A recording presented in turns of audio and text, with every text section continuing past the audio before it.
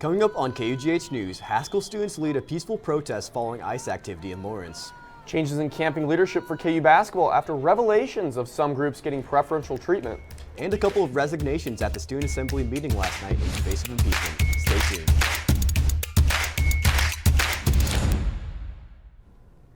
Welcome to KUJH News. Thanks for tuning in this Thursday morning. I'm Ben Nash. And I'm Donovan Bolins. Haskell students took a leading voice-wide concern after a tribal citizen said she was allegedly assaulted by an ICE officer in Lawrence last week. Those students are calling for solidarity and accountability. KUJH's Sarah Lassick was at the protest. Hundreds of Lawrence residents gathered in South Park last Friday for an ICE Out protest organized by students at Haskell Indian Nations University.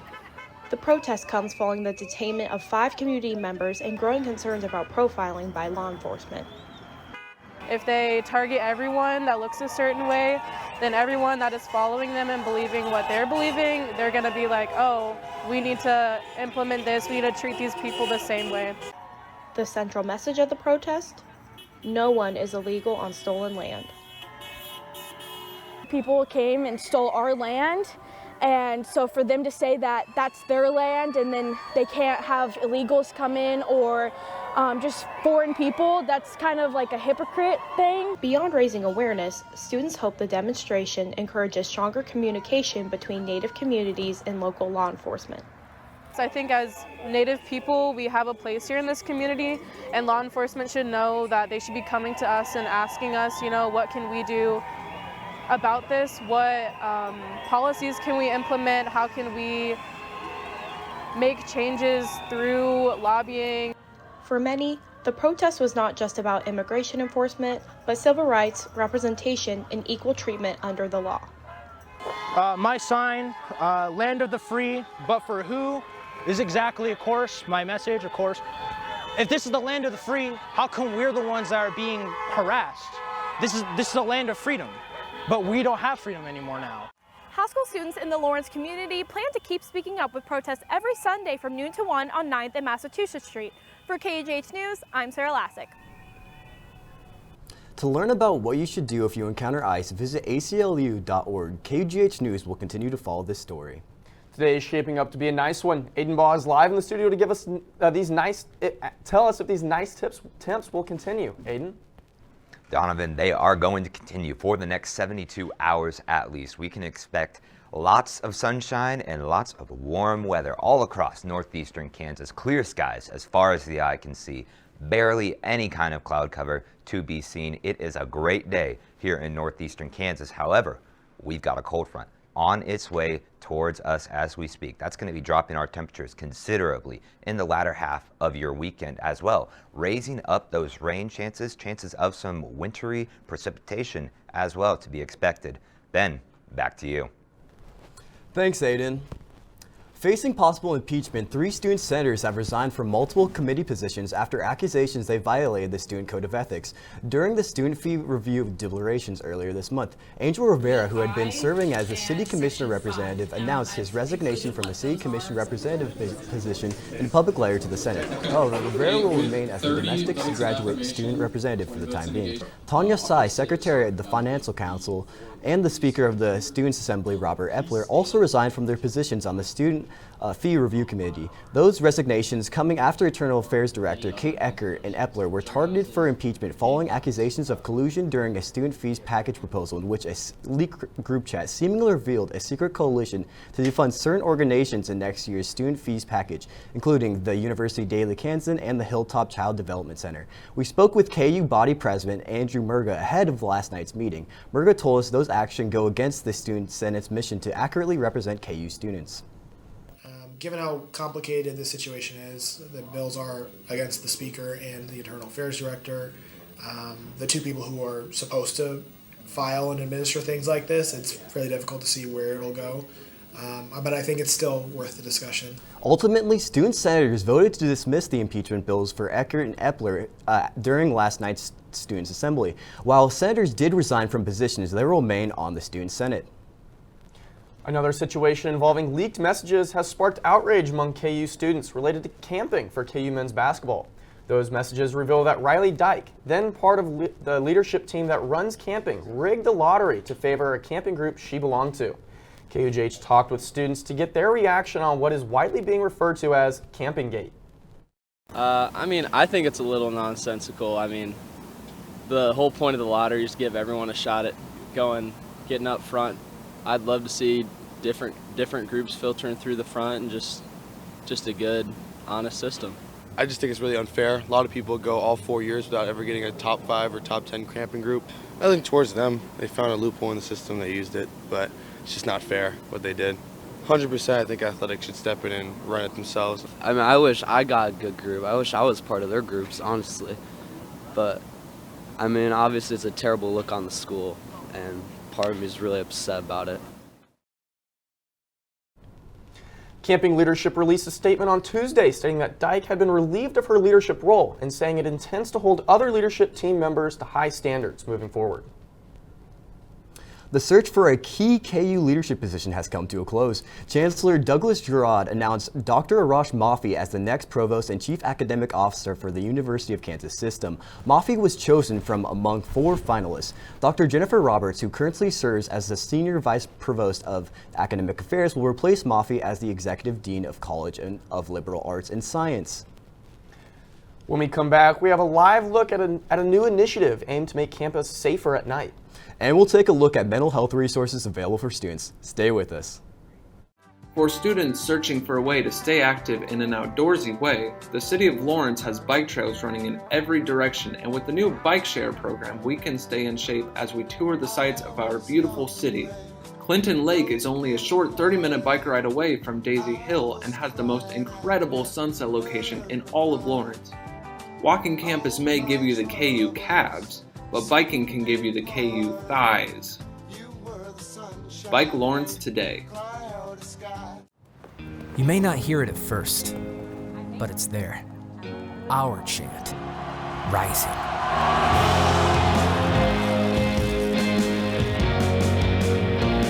On this summit, callings converge, voices unify into a chorus that sounds out for good. For greatness. Can you hear it? Welcome back to KUJH News. Aiden joins us in studio with a full rundown of what is shaping up to be a roller coaster week in weather. Aiden, what can we expect in the coming days?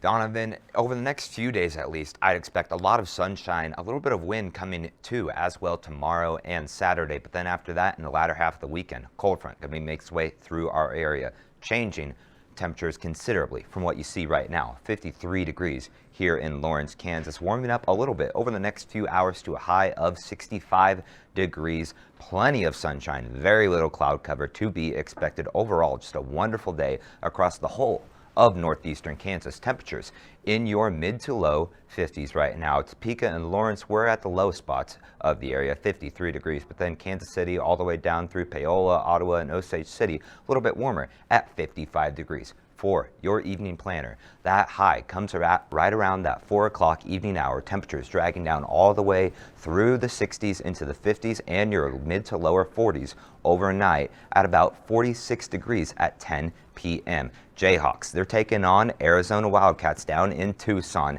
on Saturday. A lot different weather down in Arizona, as you may expect. 92 degrees, plenty of sunshine, very little cloud cover to shade you from any of that heat. Northwest winds at about 10 miles an hour. That's really to be expected in Arizona as well. A lot different here on Saturday, though. 75 and sunny, as my good friend Tyler Brewer would say. 75 and sunny, a little bit more wind on Friday and Saturday, and then that cold front coming through on Sunday, dropping your temperatures considerably down into those upper 30s, and then 80% chance of that wintry mix as well. Stay tuned for more. We'll have more in just a bit. Donovan, back to you. Thanks, Aiden. Aiden will be back with us for a final look at weather later in the show. Campus is always a busy place from dawn to dusk and beyond, and safety is on the top of mind for students who have to be on campus after dark. KUJH's Clarissa Rodriguez talked with students and KU police about staying safe after hours. As night falls, students make their way back to residence halls and their cars. For some, The walk raises questions about safety and what steps that should be taken to feel more secure on campus after dark. I definitely prefer to be picked up, especially in the wintertime when it gets dark at 5 o'clock and I'm on campus. And I would much rather just get a ride home than walk. While Jayhawk Boulevard is usually busy and well lit, some areas near Daisy Hill are not always that way. I used to walk from Daisy Hill to the Rec, and that walk has just always felt really creepy and dangerous because it was always really, really dark. The increase in police presence has helped mitigate that feeling for some. I see security out here, like the campus police, quite often. Still, others believe the campus environment is generally safe.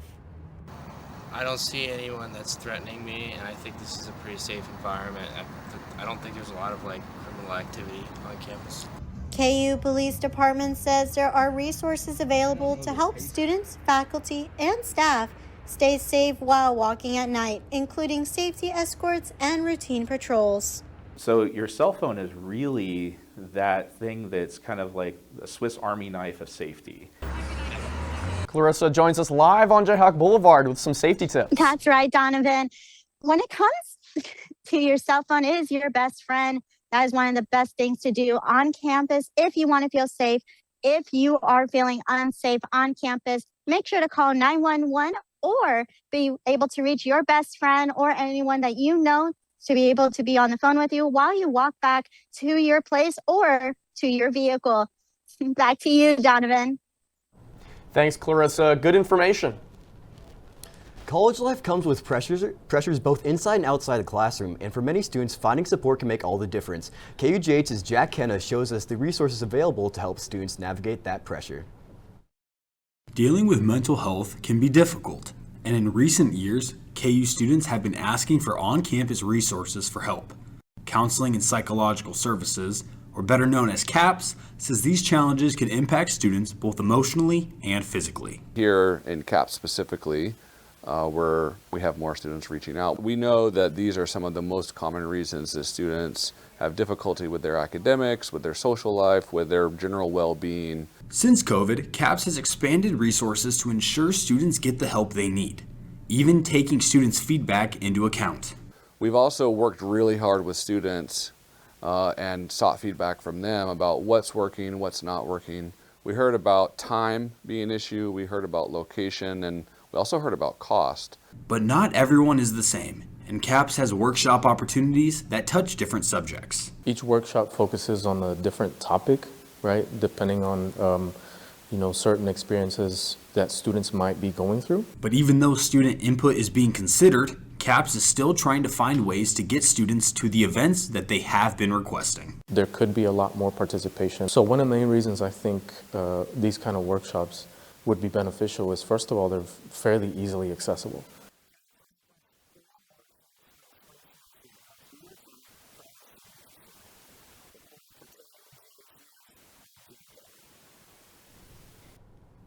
Thanks, Jack. For more information about CAPS, visit caps.ku.edu.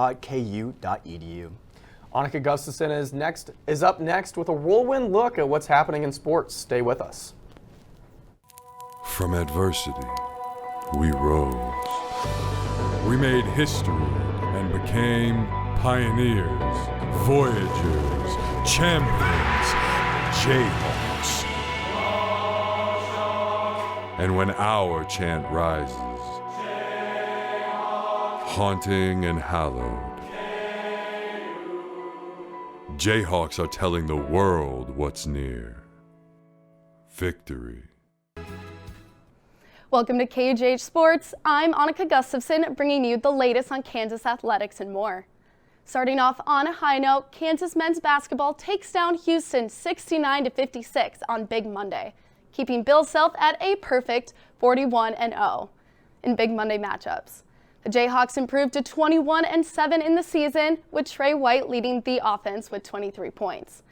This marks Houston's third straight loss after matching up to Arizona and Iowa State.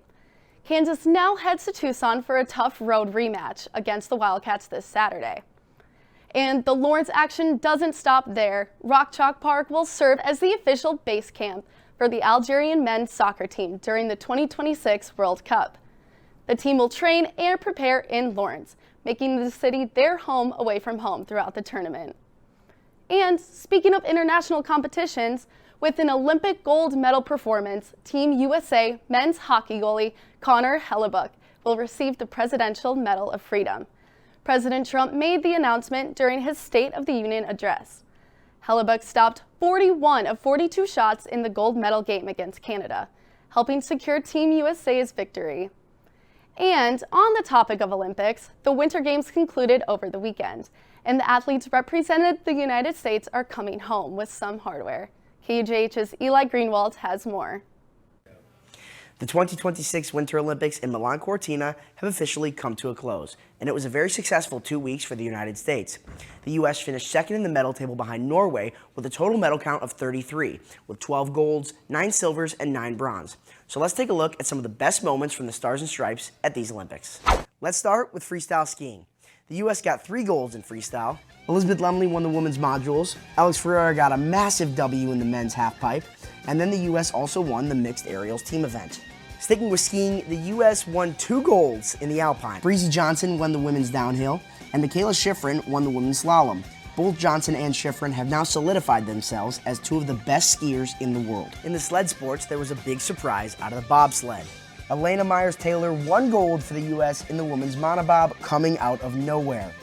Moving indoors from the mountain to the ice, the U.S. won 2 gold medals in speed skating. Jordan Stolz got the W in both the men's short track 500 meter, where he set an Olympic record of 33.7 seconds, and Stolz also won the men's 1,000 meter, where he set another Olympic record with a time of 1 minute and 6.28 seconds. Staying on the ice with figure skating, the U.S. got 2 golds there as well. Alyssa Liu took home the gold in the women's singles, and the U.S. won the mixed team event as well. Now, the biggest story of these Olympics for the U.S., the United States dominated ice hockey, sweeping the event with both the men's and women's securing gold medals. Both teams defeated Canada in their respective gold medal games, and both were in overtime. Megan Keller scored the winning goal for the women, securing their 3rd gold medal with wins in 1998, 2018, and now this year in 2026. Jack Hughes of the New Jersey Devils scored the golden goal for the men. This is the 3rd gold medal for the men's USA hockey team, with wins in 1960, 1980, and now 2026. And it was their 1st gold medal since the Miracle on Ice. These great athletes all went to Milan and represented the Stars and Stripes with pride. And it was entertaining, to say the least, leaving me very excited for the next Winter Olympics in 2030 in the French Alps. For KUJH News, I'm Eli Greenwald. It seems that it was indeed a very successful 2 weeks for the United States in Milan Cortina. Now, back in Lawrence, the Jayhawks wrapped up their home schedule with a victory. Kansas women's basketball topped Texas Tech 68-59 on senior night at Allen Fieldhouse. KUJH's Emma Hale brings us the story.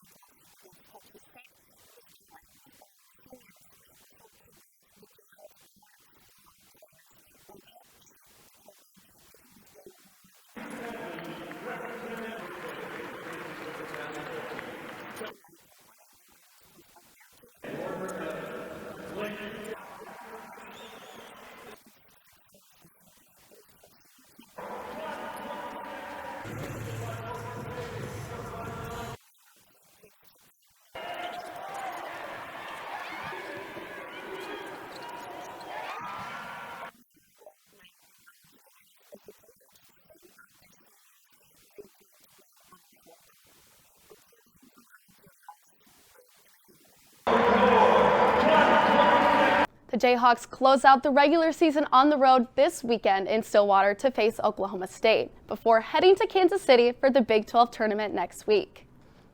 And now that we are in late February, that can only mean one thing, and that is the return of baseball and softball. The Jayhawks are already in action and off to busy starts this season. KUJH's Trevor Burns joins us live in studio with the latest. That's right, Annika. With baseball and softball well underway, the chase for Omaha and Oklahoma City is also well underway. After a rocky start for the baseball team, they seem to have found their groove after sweeping McNeese during their Texas road trip just last weekend. Brady Ballinger has looked strong in his move to the outfield. and transfer Jordan Bach has been a force to reckon with at the plate, already notching 2 home runs. Coach Fitzgerald is confident of the team's ability to play to his standard in the upcoming season. That goes corner, he turns around. Yeah, I think the expectation of the guys is to play really solid baseball and to stay fundamental on what we care about, and knowing that that's what led us there last year. And I think the returners have modeled what that work looks like and how you have to go about it. The Jayhawks are making their return home next week on Thursday at 3 p.m. And with multiple attendance records set just last year, the bar is high for another year of baseball at Hoagland. As for softball, the Jayhawks are setting at a comfortable 10-6, heading into the Woo Pig Classic. The Jayhawks are returning Haley Kripe, who's been a part of the Jayhawks' strong middle of the order, and transfer Andrew Lindruff, who is currently the team's offensive leader through the first 16 games. The Jayhawks make their return home on March 6th against Utah State. Next week is full of action at the ballparks. With the weather heating up, there's no better way to spend an afternoon. Annika, back to you. Yeah, I don't know about you, Trevor, but I sure am ready for sunshine, hot dogs, and a ballpark. Hopefully the weather starts cooperating soon. And speaking of weather, KUJH's weather forecaster Aiden Bob will have a look at this weekend's weather when we return. Stay tuned. KU supports community, creativity, Kansas. The University of Kansas provides statewide medical outreach, first responder training, cybersecurity protection, childhood development support, and economic gains amounting to over $7 billion every year. Every day, Kansas Jayhawks serve the world by creating a better future. The world is safer, healthier, stronger because of what KU creates. Welcome back to KUJH News. Aiden is back with us with one last look at the weekend's weather. Aiden, how much longer can we expect this nice weather to stay with us? Donovan, just the next 72 hours, I would expect. We can see right here, Sunday night, look at that cold front dragging its way through, dropping our temperatures considerably, all the way from 65 down through 28 degrees for your overnight low Saturday night into Sunday. 80% chance of that wintry mix. That's your rain and your snow mixing together. Temperatures dipping down into our 30s and our 40s all the way into next week, with our chances of showers remaining as well through midweek. Ben, back to you. Thanks, Aiden. I know me and Ben will be ready. We'll have our winter jackets out and coming to class all puffed up. So yeah, I know I got my winter jacket ready. Absolutely, yeah. All right. The KU Memorial Union provided an ideal venue to shop local last weekend. KUJH's Alex Wood was there and has an inside look at what vendors had to offer. Instead of a quiet Sunday at the KU Memorial Union, tables of handmade goods and sweet treats filled the space for KU Sip and Shop. With classes out for the day, students and community members stopped by to browse clothes, jewelry, crafts, and fun treats from local vendors.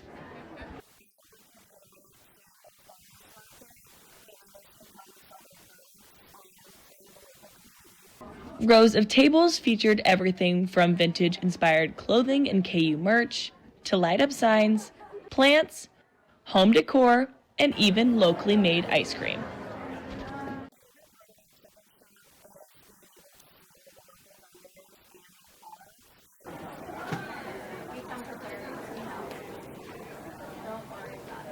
For vendors like Chelsea Martin, the event is about more than just sales. She says the sense of community is what makes the event stand out.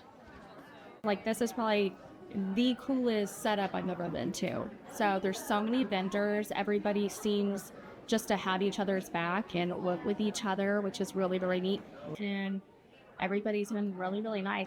Students traded their Sunday routines for shopping, supporting small businesses, and celebrating the Lawrence community.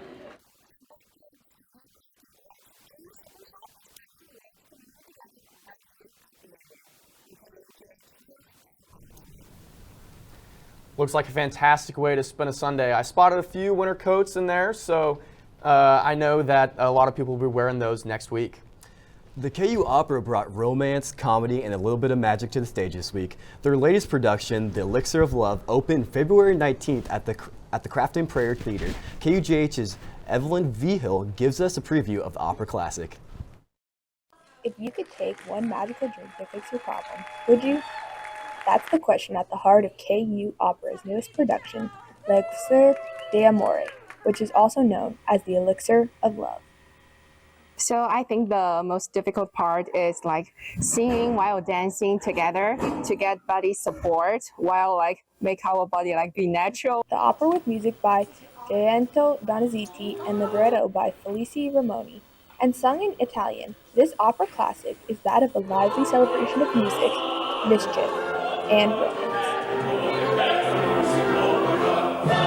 Directed by Stella Marquez and conducted by Boris Vanir, the production features student performers and a full creative team working behind the scenes, on sets, costumes, and lighting.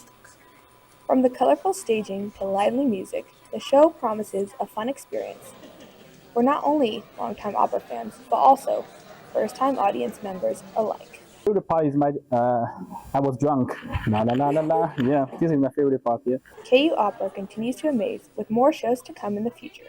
Additionally, upcoming May 2nd, 3rd, and 4th, there are opera workshops for those looking to expand and participate in the opera, giving students and community members the chance to gain hands-on experience and further develop their performance skills. For KUJH, I'm Evelyn Beal.